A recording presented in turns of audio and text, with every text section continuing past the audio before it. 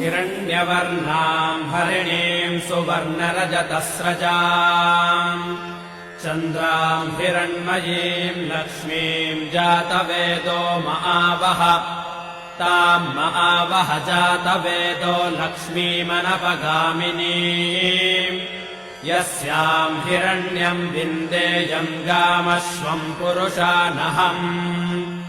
अश्वपूर्वाम् रथमध्याम् हस्तिनादप्रबोधिनीम् श्रियम् देवीमुपह्वये श्रीर्मा देवीर्जुषताम् कांसोऽस्मिताम् हिरण्यप्राकारामार्द्राम् ज्वलन्तीम् तृप्ताम् तर्पयन्तीम् पद्मे स्थिताम् पद्मवर्णाम् तामिहो वह्वये श्रियम् चन्द्राम् प्रभासाम् यशसा ज्वलन्ते श्रियम् लोके देवजुष्टामुदाराम्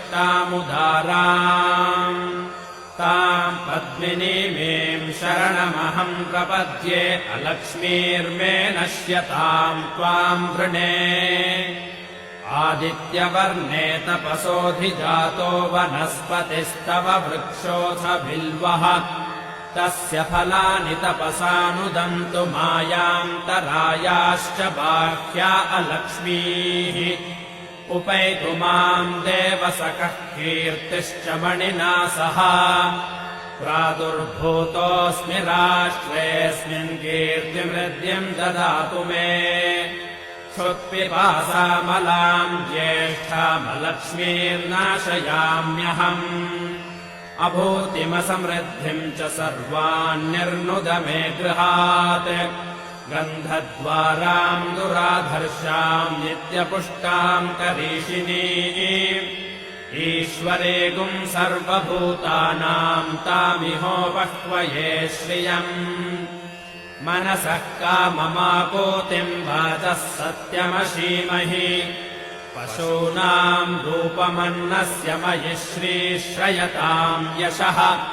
कर्दमेन प्रजा भूता मयि सम्भव कर्दमाम्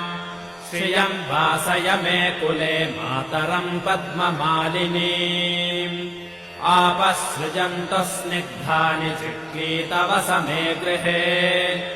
निच देवीम् मातरम् श्रियम् वासय मे कुले आर्द्राम् पुष्करिणीम् पुष्टिम् सुवर्णाम् हेममालिनीम् सूर्याम् हिरण्मयीम् लक्ष्मीम् जातवेदो महावह आर्द्राम् यःकरिणीम् यष्टिम् पिङ्गलाम् पद्ममालिनीम् चन्द्राम् हिरण्मयीम् लक्ष्मीम् जातवेदो महावह ताम् महावह जातवेदो लक्ष्मीमनपगामिनीम्